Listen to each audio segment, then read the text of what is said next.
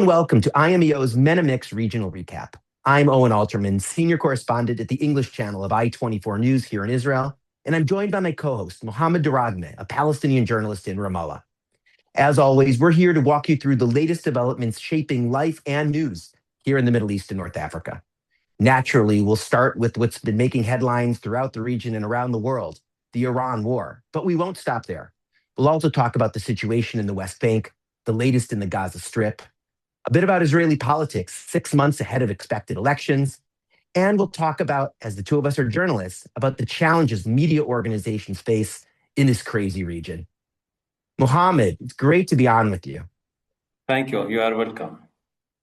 So we'll start, as I said, with the Iran war, and I'm really curious about how Palestinians, especially in the West Bank, are experiencing this war. Do people see this as a war in which they're essentially a third party, a war fought by Israel and the United States on one side and by Iran on the other? Or do people have a kind of affinity for the Iranian side because they're fighting against us here in Israel?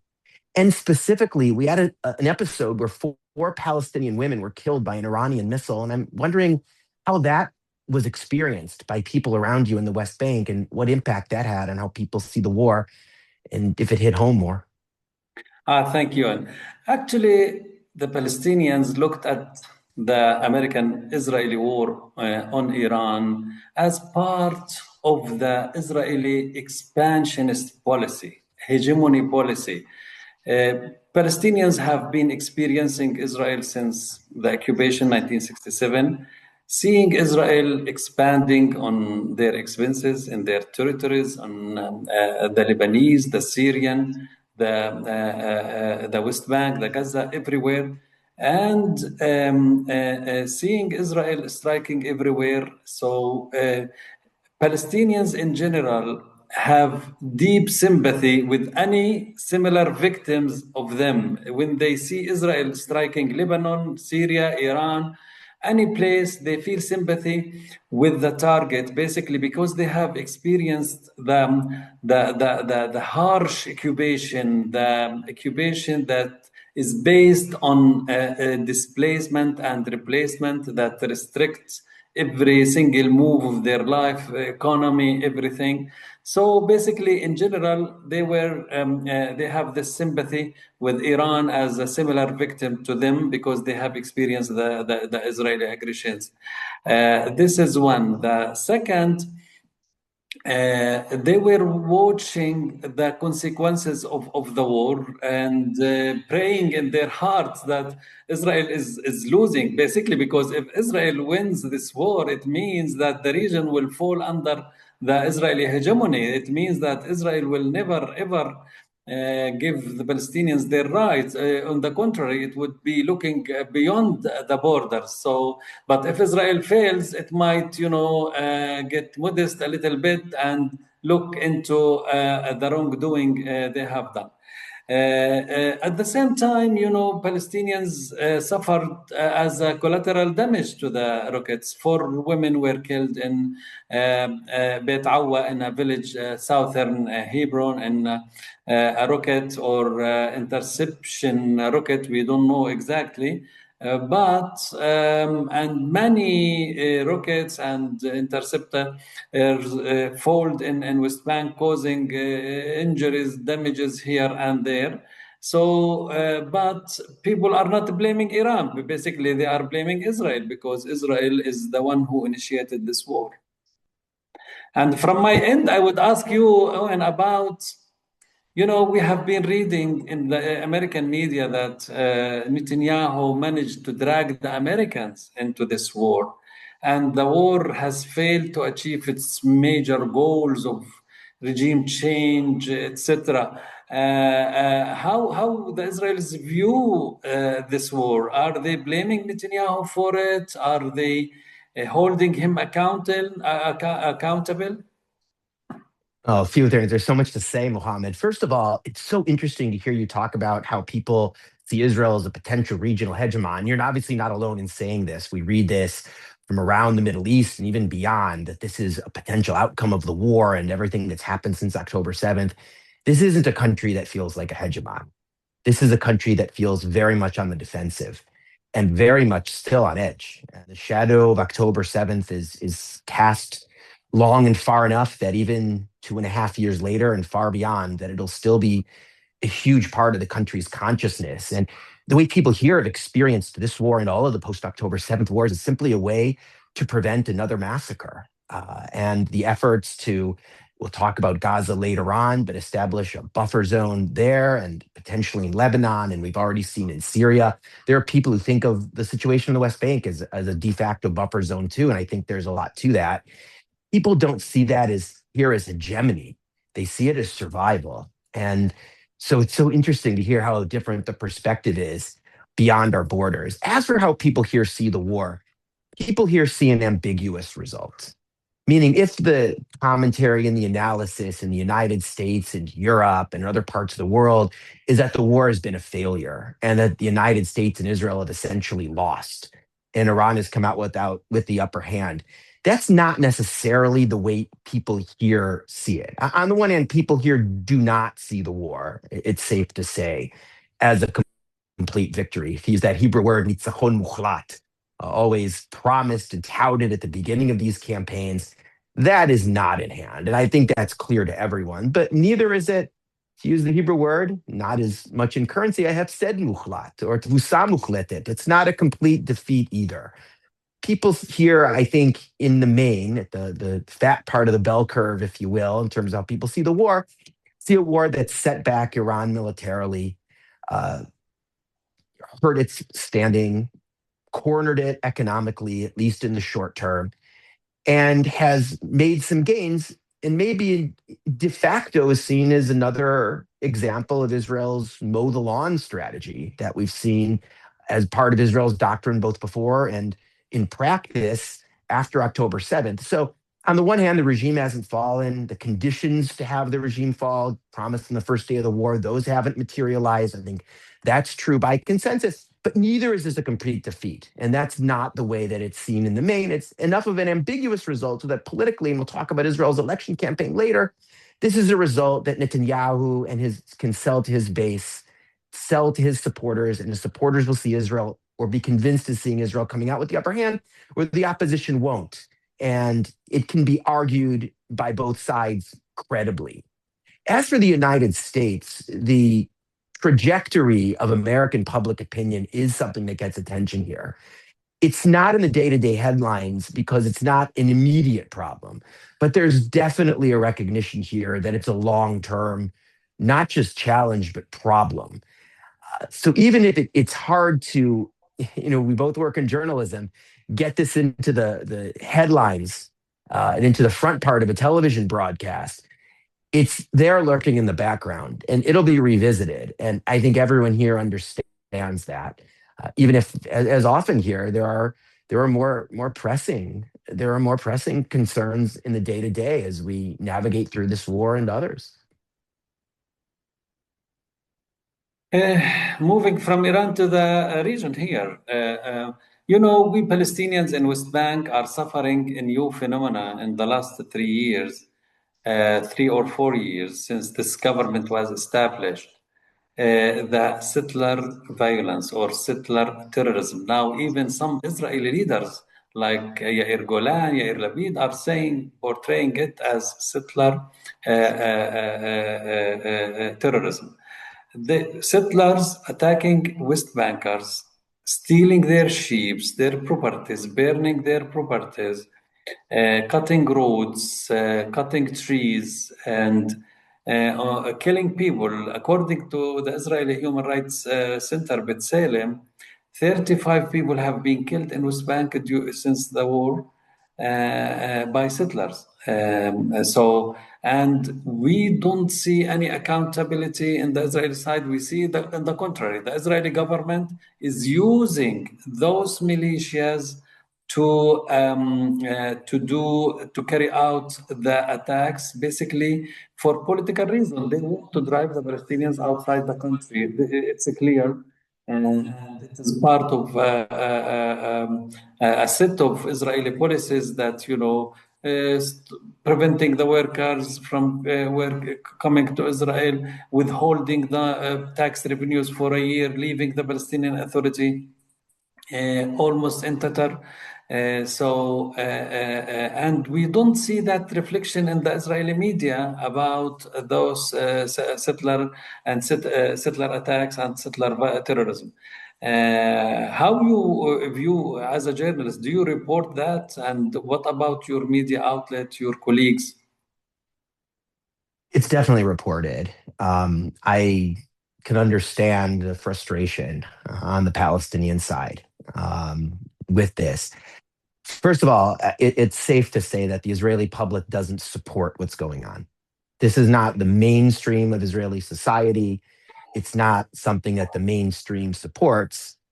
The more tricky question, the more difficult question is I think the one you're aiming at, Mohammed. How high is this on the media agenda and on the public agenda? And I think the answer is not particularly high. And there are a few reasons for this. First, the most basic one, and we're both in journalism, Israel is a very crowded public agenda. We are in, even if at the moment, at least as of this recording, in a kind of interregnum, in a kind of ceasefire, but we're in an all-out war against Iran, against the Islamic Republic. This is a mega event, even by the standards of the aftermath of October 7th, which has been a series of mega events, one after another. We're fighting the semi-ceasefire in place as of the taping, a fairly major war in Lebanon. At the same time, the Gaza situation, which we'll talk about, is unresolved. So there's a crowded public agenda. That's even before you get to other issues about the politics of the country, and even day-to-day news. A horrific murder in the city where I'm sitting right now in Petah Tikva on the night of our Independence Day. A horrific murder that won't get a lot of international headlines, but has really rocked the public here. So there is a crowded public agenda. And as troubling as the story is for the mainstream, it's competing with other stories. The other thing to say about it is, while the public doesn't support it, going to the other part of what you mentioned, policies toward the Palestinian Authority, there's not a lot of generalized sympathy for West Bank Palestinians. That doesn't mean that people support people's property being destroyed, let alone, God forbid, people being injured or killed. It's not what people support. But there's not a lot of generalized sympathy. It's a post-Second Intifada mindset, and of course, a post-October 7th mindset. And there are a lot of reasons for this, which we're both aware of, but that's also part of the background. The other thing is, when this is covered, it's covered, first of all, as a crime against Palestinian civilians, but also something that reflects in Israel's own society, on the rise of far-right elements within Israel's own ranks, the dangers that the far right poses to mainstream Israelis, and that also is a part of the coverage. But I can certainly understand the frustration, and it may well be that in the future, Israelis, for one reason or another, will be paying more attention to this, and that this will rise in importance as part of the public agenda. I can definitely see that.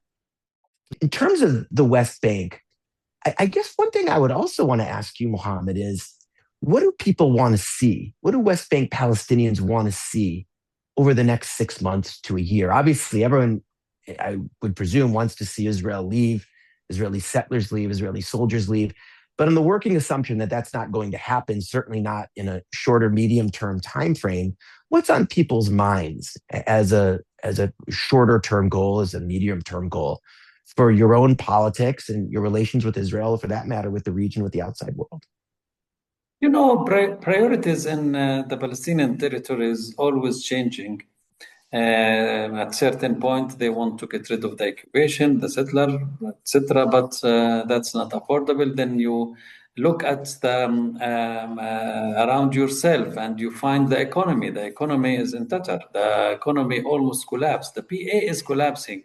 The PA cannot pay salaries. They have exhausted all means. They have taken loans and loans until they have exceeded the red line of taking loans. The banks stop giving the PA loans. In the last month, the PA only paid 2,000 shekel for each employee, civil servant. And those people, 2,000 shekel won't pay the rent, let alone the kids, the fees, the schools, the universities, the cars, etc. So the PA is collapsing by Israeli pressure. If you move into any city in West Bank, they are empty basically because the markets are paralyzed. 2025, the recession was 25%. The unemployment in Gaza 80%, in West Bank 35%, but 35% doesn't mean the ones who are working, the 65% who are earning enough money. No, they are earning very little. The workers in Israel used to bring 1 billion shekel a month to the Palestinian market. That all stopped for the third consecutive year. And the tax revenues used to be around 700, 800, sometimes 900 million shekel, almost 1 billion, similar to the workers, and that all stopped. So, and we don't have economy in West Bank. West Bank is cantons now. I live in Ramallah. Ramallah is a canton. My family lives in Tubas. I cannot go to Tubas, 60 miles from here, basically because I might get attacked by the settlers in the road. They are everywhere. They are protected and supported by the government, so there is no place to complain. So we avoid movement as much as we can. Only people who are forced to move from city to city, they go, but they might get attacked. So the economy is first priority at this time, not democracy, not election, economy, because people literally are starving. In Gaza, then the Israelis during the war starved Gaza. Now they are starving West Bank in their own way, not the same way in Gaza, but by blocking the workers and withholding the tax revenues and imposing all the restrictions. Every single city and village is blocked by either man checkpoint or by gates, iron gates, or other roadblocks.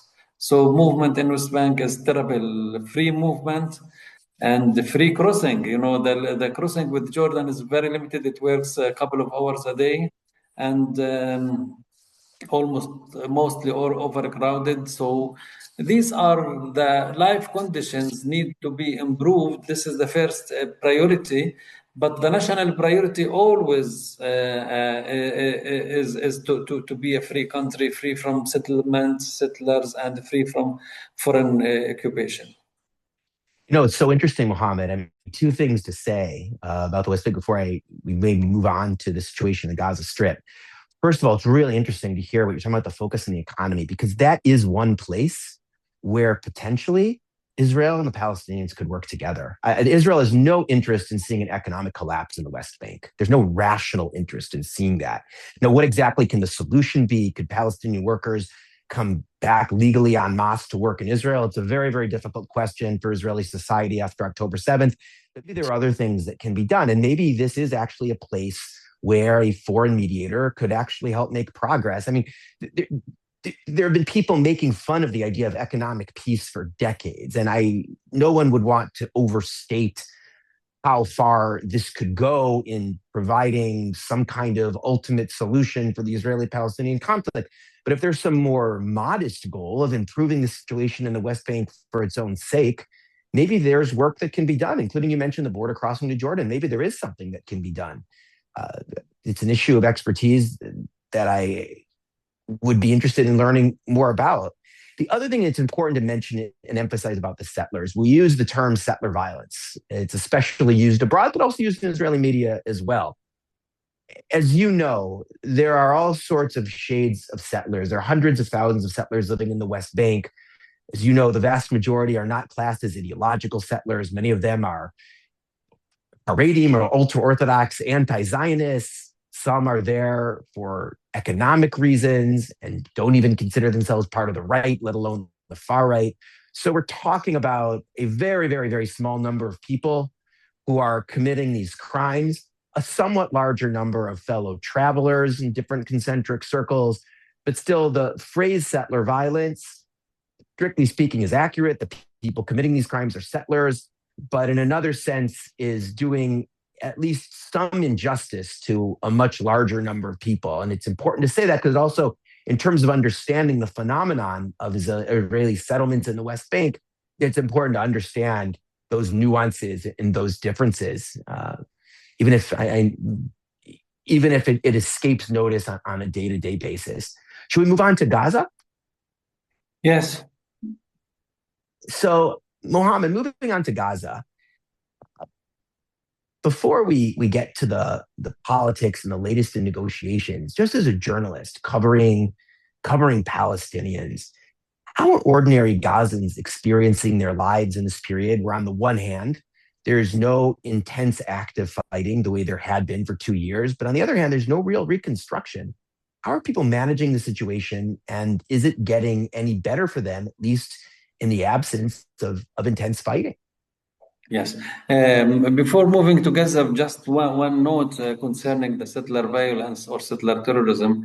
The problem now that the government is using them as a tool to press the Palestinians. So they are using them as a tool to attack Palestinians, not for the attack itself, but basically there is a plan, clear plan, and every Israeli, I think, aware of Smotrich's famous plan, the decisive plan, which aims at controlling 82% of the West Bank, annexing 82% of the West Bank, and driving the Palestinians outside the country, or keeping the so-called polite ones only without any rights.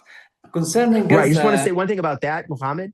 I think the way Israelis see it is people don't see that it's as some kind of conscious government plan where government ministers from all parts of the coalition are meeting behind closed doors and plotting this out.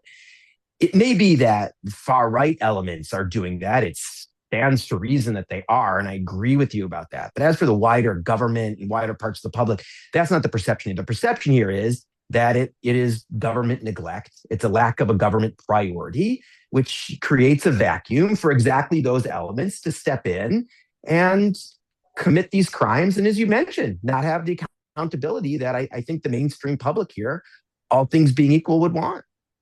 You know, when a settler comes to a village, kill a man and get away with it. So no one arrest him, no one investigate, no one put him in trial.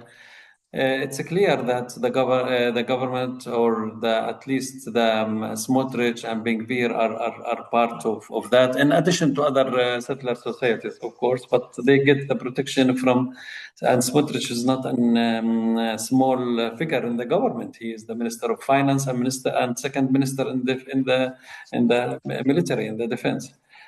So we go back and forth, but anyway, he's in charge I of think the civil administration. the perspectives are clear. Okay, back to Gaza. Look, Gaza, 1.4 million Gazans live in tents that lack every necessity. No running water, no running electricity, and no running food. So people are struggling. When I talk to my colleagues in the morning, they tell me, we are busy now, we are lining to bring water to their family. They get with gallons there to bring drinking water, because there is no drinking water in most of the Gaza Strip. And people in summertime are suffering tremendously of the rats, of the, and now they cannot get rid of the waste in Gaza, the sewage in the street, the waste is around them. They have millions of wreckage and millions of tons of garbage that they cannot move. So life in Gaza is unbearable, and I don't know how they stand these conditions, because they don't have any alternative. They don't have any alternative to that life, and they are withstanding these harsh conditions, waiting for an agreement on the overall issue of this board of peace and the Mladenov plan, etc., and for the NGAG, which is a committee to run Gaza, which is stuck in Cairo. They couldn't enter Gaza because there is no agreement over the main issues, which is the Israeli withdrawal and the arms. And here I would get back to you on a question. So now Gaza negotiation between the mediators and the American side and the Israeli side has hit the wall. There is no progress. Israel insists on disarming Hamas. Hamas insists on the Israeli withdrawal first, saying, we have implemented our part of the first phase of the deal, released all the Israeli hostages, while Israel kept attacking. Until now, Israel has killed 812 Gazan after the ceasefire. This is an official number. So, and they say if we disarm ourselves, what guarantees that Israel the day after won't invade Gaza and arrest us all as they do in Ramallah and Nablus and keep Gaza under occupation? We need to see Israel first doing its part of the deal, and then we are willing to discuss the second phase, which is the disarmament and moving the power to the committee. The problem for Hamas, Mohammed, is that's not the deal that they signed up to. The 20-point plan is very, very clear that Israeli withdrawal is done by benchmarks and milestones that are connected, among other things, to the disarmament, meaning the deal does not provide for Israel first to withdraw and then Hamas to be disarmed. The two, according to the black and white text of the agreement, which was ratified by a UN Security Council resolution, so it's binding international law, simply does not require Israel to withdraw first and then get Hamas disarmament or not disarmament later. The two are meant to move in tandem. And that was what was negotiated for by the Israeli government. That's what was signed up for by dozens of countries. And again, that's what the international law says through the Security Council. I'm not saying it's going to be easy to get there. We all understand quite well Hamas's perspective. We certainly don't think it's legitimate. Hamas is a terrorist organization. It's not a sovereign that is meant to be able to hold arms. But the sequence is meant to be that the withdrawal and disarmament work in tandem. I do want to go back to what you had to say about 1.4 million people living in tents. This is simply a situation, however you feel about the politics and the negotiations of Gaza, and we'll come back to that, that simply at this stage, and it seems crazy to say this, given how much attention the humanitarian situation in Gaza got over the course of 2 years, it's a situation that's simply not getting much attention, not in Israel, but not even in international media. And the humanitarian situation there has simply, in a sense, been forgotten. I assume that it's better than it was without taking into account what you've said, that there have been Israeli strikes since October, but at any rate, not comparable to the intense war that happened for 2 years. I imagine that more aid is getting through and that the basic needs are being taken care of much more, but still without reconstruction, it's got to be awfully difficult for a large number of people. So I think I'm glad we're talking about this and not only talking about the Iran war, because I think it's important for all of us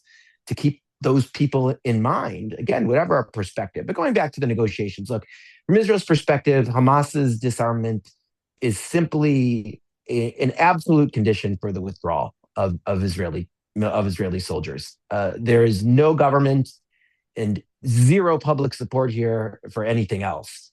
Will Hamas disarm? The working assumption here in Israel is no. That this is an organization that's been very clear.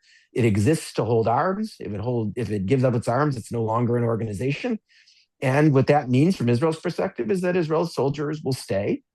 And from Israel's perspective, the fighting could restart, the intense fighting. And the government here has made that clear. And whatever government comes into being after the coming elections, that's what the public here will support. How do we get out of this? That's the job for Nikolai Mladenov and for Palestinian politics too. But I don't see any other Israeli perspective coming into being at any stage. Yeah, although Hamas is not the cause of the conflict, it is a product of the conflict. Hamas was born 20 years after the Israeli occupation. So without having a political solution, you will always see Hamas number one, Hamas number two, Hamas number three. Basically, because any nation under occupation will always stand up and fight the occupation, and every generation takes different approach. Anyway, without a political solution, there is no solution, I think. And here I want to move to the Israeli elections. Right. Just want to So, say one last thing. Of course, Israelis see all of that differently. We'll move on to elections. sorry. I would say Yes. Israelis see Yes. what you just said. We obviously have a different perspective, but as you Yes. said, let's move on. Yes, yes, the Israeli elections. So, you know, for looking at the Israeli election, for us Palestinians, it is a nightmare to have Netanyahu again. That means continuing the blockade and continuing the policies of collapsing the Palestinian Authority by withholding its money. When the Palestinian Authority cannot have access to the money, it is collapsing. It's no longer can serve. And the settlement expansion, you know, Shaul Arieli just released his figures about how many 300, more than 300 outposts. Settlers are now literally controlling 60% of most of the 60% of the area C in the rural area in West Bank. So it means that what it means for us, for Israel, I think for this government to come back, it means continue the policies against the legal system, and they are changing the face of Israel. So what Israel would be with if Netanyahu and Smotrich and Ben-Gvir and Levine come back to power? First of all, Mohammed, you hit the nail on the head by mentioning two baskets of issues. One, the basket of issues that you see as a Palestinian journalist in Ramallah, which is Israeli policy towards the West Bank, which is obviously of huge importance to millions of people, both here in Israel to some degree, although I'll get to that in a second, but certainly in the West Bank and around the world. And the second basket of issues, the fight over the legal system and everything else connected to it, over media, over universities, over the culture, and that basket of issues. This is going to be an election that's fought over the latter and not the former. I've said this in other forums, including certainly our broadcast on I-24 News. The issues that mobilize Israeli voters, that animate people, that drive behavior here, that drive the public discussion, that get juices flowing in Friday morning parliaments, as we like to call them, as Israeli slang, outside in coffee shops or in television studios, are fights over the culture. Not so much issues about policy in the West Bank or national security policy writ large. You know, Mohammed, we're recording this a day after Naftali Bennett and Yair Lapid had a press conference to launch the new merger to run as a joint party. If you go back and watch those 20 minutes, that half hour, what you'll find is that the issues that they emphasize and they're asked about are all about the culture, and everything that's connected. And issues about the West Bank are on the margins. It was actually our correspondent from our Hebrew channel, I-24 News, who actually asked Naftali Bennett about this, and he dodged the question in a sense. If you go back to the tape, he doesn't talk about it because it's more important for him, both in terms of his micro political strategy, but also macro, the discussion, to talk about Bezalel Smotrich's policy towards the drafting of ultra-Orthodox yeshiva students than it is to talk about Smotrich's policy toward the West Bank. This is going to be an election campaign that's focused on issues about, as the opposition sees it, the future of Israeli democracy, as the coalition or the present coalition sees it, the efforts of the Israeli left to keep its legacy hold over institutions and keep its privileges. Those are the two ways the two camps see it, but that's the set of issues writ large that people are interested in. As for policy toward the West Bank, I think you are right. I think we will or would see different policies towards settlements in a Bennett-led government than we would see in a Netanyahu-led government. And it's in a sense ironic. Bennett, one of his ways he worked his way up into Israeli politics is as the head of the Settlers Council.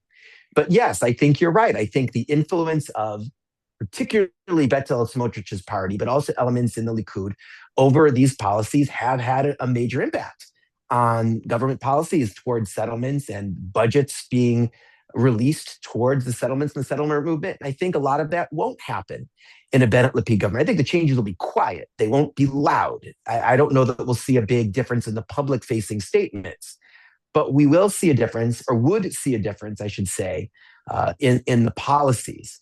In terms of policies toward the PA, it's possible, I'll say this with caution, I think it's possible that we would see a difference in some policies toward the PA. The Palestinian Authority is not very popular in Israel.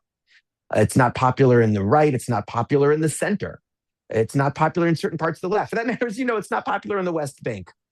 But I do think that over time, as part of the right package, we could see some changes in some policies toward the PA, not right away, but could see those over time.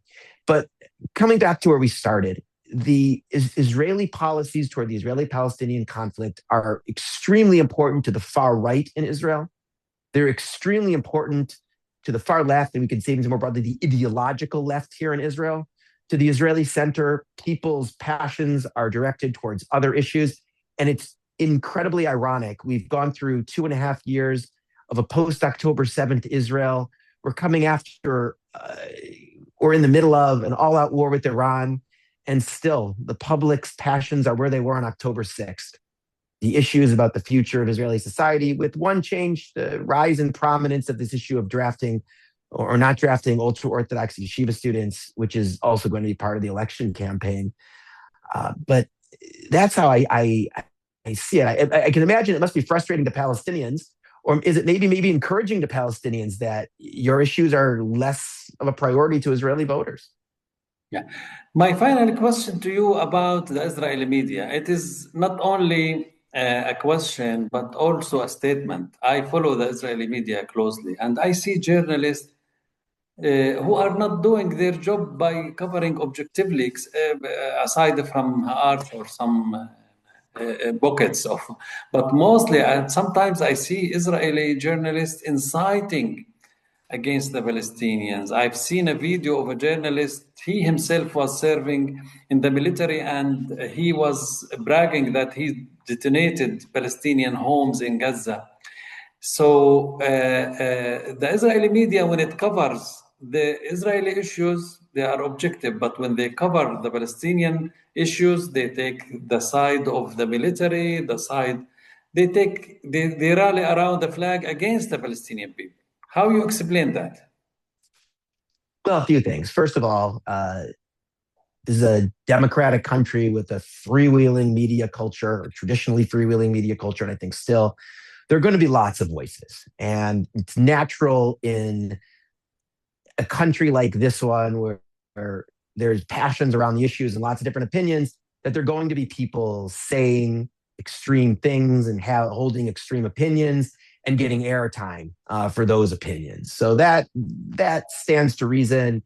It would be part of the media culture here, regardless of what the context was and the circumstances were.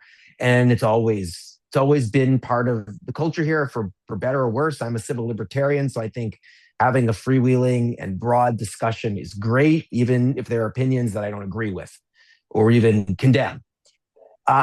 In general, you're absolutely right, Mohammed, that there is a rally around the flag effect here since October 7th. There's no question about it. The Israeli media has been criticized inside Israel and outside, especially in the first months after October 7th, but even afterwards, not paying enough attention to the humanitarian situation in the Gaza Strip. So there is a rally around the flag effect. And there have been questions raised about whether there should be more coverage of those elements. And even without necessarily agreeing with all parts or even the main part of the Palestinian narrative, but simply providing information so that it could be part of the public discussion about that. The reality is that and we talked about this earlier, the shadow of October 7th is still cast over us. It's cast over every television studio, every printing press, and every pixel in this country. It's part of the Israeli consciousness. And this is a country that doesn't feel like a hegemon. It still feels like it's on edge, which is not to excuse coverage that it could be argued in some cases could include more information about the lived experience of civilians on the other side. But it's to explain it. It's very, very difficult for media organizations in a public climate such as this one to challenge viewers and readers to the degree that would satisfy people outside the country. I also think that there is something socially healthy about supporting soldiers, supporting reservists, not supporting people who commit criminal acts in their reserve duty, certainly not, or do things that are immoral or against the rules or even norms of warfare, but in respecting people and giving respect to people who are fighting on behalf of all of us. And that also is an important part of the public discussion and the way the media covers things. Excuse me, I guess I would ask you, what challenges do you face? I'm sure you face challenges from Israeli authorities reporting in the West Bank. But beyond that, what challenges do you feel you face by expectations from your viewers or by expectations from the outside world or by your readers in terms of the way you cover events? Being under occupation, it means that the occupation control every movement of yourself. I personally wanted to go and cover Jenin when the Israeli invasion was taking place, when the demolition of the refugee camp, the demolition of Tulkarem and Nur Shams, all of these refugee camps. But it was very risky, very dangerous, since Shireen Abu Akleh, our colleague, was killed in Jenin while she was covering a small invasion, two patrols, two jeeps in the sunlight, and she was killed. So it is not safe at all to cover the Palestinian territories. You were saying how you were shaped by October 7, but we were shaped. Our awareness and political approaches and political awareness was shaped by Gaza genocide. Gaza was not a war for us, and it was for other human rights organizations all over the world, including the ICC, the ICJ, who portrayed it as genocide because 73,000 people were killed. 73,000. This is, you are talking about October 7. 1,200 people were killed. Here, 72,000 plus, because there are people still on. So it is 72 October 7 that were conducted by Israel in Gaza. So this is the main challenges. I cannot see any other challenge. The Palestinian Authority, one of the softest authorities on media, by the way. I've worked in the Arab world, and PA doesn't intervene much. There are some intervention, but very, very small, minor. The main challenges is the restrictions of movement in West Bank and the settler violence and the soldier violence. Shireen Abu Akleh was killed by a soldier, by a sniper. And recently there was a report by an American investigator who said basically they found out, because she's an American too, that she was deliberately killed. And so these are the main challenges. And by answering this question, I would like to close this session and thank you and thank IMEO for arranging this session that enable viewers to see the different perspectives, Palestinian perspective and Israeli perspective. Thank you for watching IMEO Mix, and see you next month.